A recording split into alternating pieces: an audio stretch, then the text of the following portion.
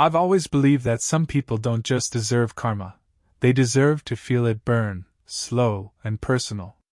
That day, I learned what it means when patience runs out, when respect is spat on, and you finally stop turning the other cheek. It started as a favor, something so simple, so harmless, but it ended in humiliation, theft, and a lesson one old man would never forget.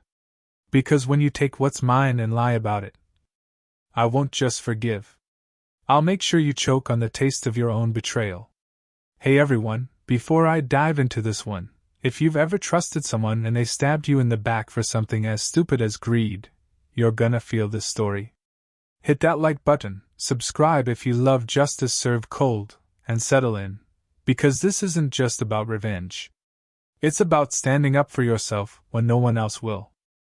It was summer, one of those dry, lazy afternoons where the sun feels like it's melting everything in sight. I had a small bag of weed on me, nothing big, just something to unwind later that night. I stopped by my friend's apartment, someone I'd trusted for years. Let's call her Lena. She told me to hide it somewhere safe because her mom and this older guy, her mom's occasional boyfriend, Rick, were around. Rick was one of those men who never truly grew up, always lounging around, talking about the good old days, yet living off someone else's couch. He reeked of cigarettes, cheap beer, and entitlement. Lena said he sometimes stayed there because her mom couldn't say no, a mix of loneliness and low standards. Rick took full advantage. So when he suggested, "Hey, why not hide it in my cigarette box? No one will look there," it weirdly made sense. Big mistake. I tucked the baggie into the lid of his old metal box, the one where he kept all his half-smoked cigarette butts to reroll later. It was disgusting, but I figured it'd be safe. A few hours later, I came back. The plan was simple: grab the stash, chill with Lena, and relax. Except, it was gone.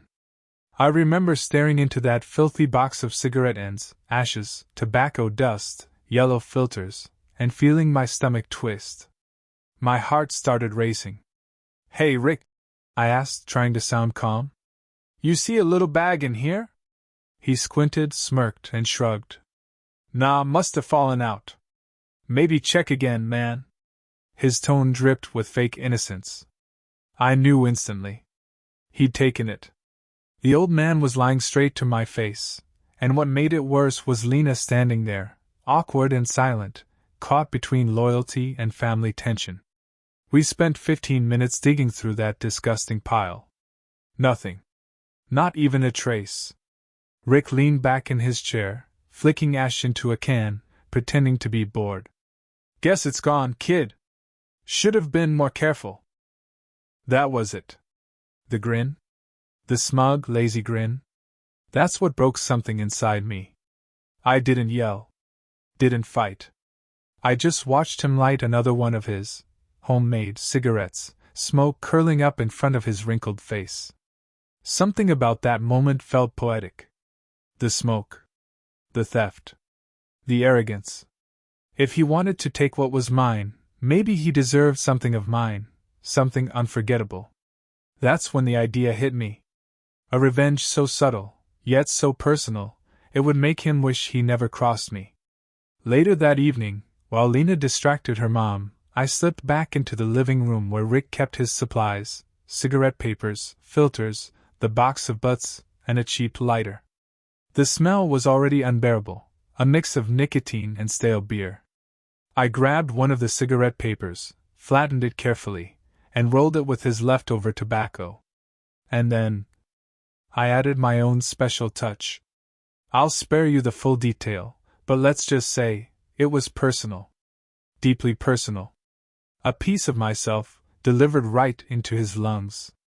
Every move I made was deliberate, calm, calculated, silent.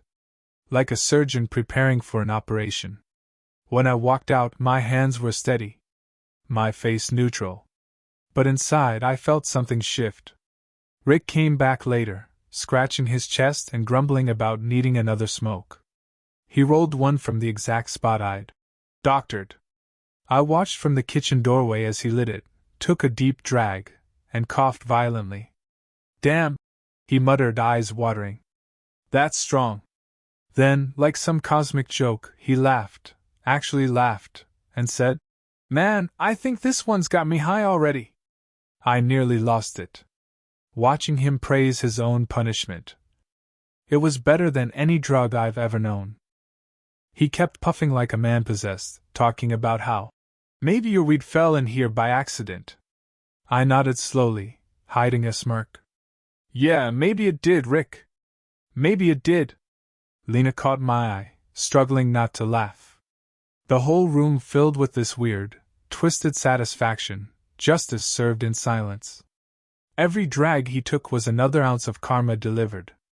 And for the first time that day, I felt calm. He'd stolen from me, lied to my face. But in the end, he smoked something far worse than he ever could have imagined. They say revenge doesn't solve anything. Maybe they're right, maybe it doesn't fix the past. But sometimes, it restores balance. Sometimes, when words fail and respect is lost, a person needs to feel what they've done. Rick never stole from me again. In fact, he avoided me entirely after that day. Maybe his gut remembered something his brain couldn't. And to this day, whenever Lena and I talk, she still laughs and says, Remember when you turned karma into smoke? Yeah. I remember. If this story made you grin, or made you think twice about who you trust, hit that like button. And tell me in the comments, what's the most satisfying revenge you've ever seen? Because sometimes, justice doesn't come from a courtroom. Sometimes it comes from quiet payback, and a deep breath of poetic irony.